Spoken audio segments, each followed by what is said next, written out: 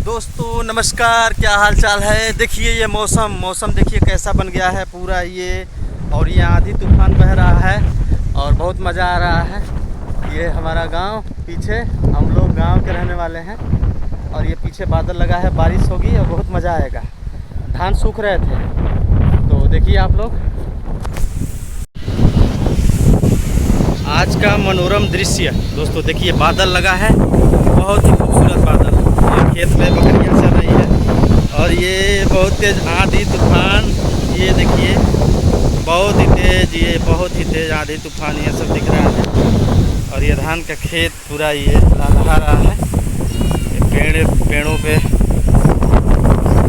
बहुत ही खूबसूरत दृश्य है ये गांव का। धान भी सूख रहे हैं, बारिश नहीं हो रही है। ये पूरा बादल मंडराए हुए हैं। ये पूरा चारों तरफ बादल ही बादल। काश बारिश हो जाता तो बहुत मज़ा आता।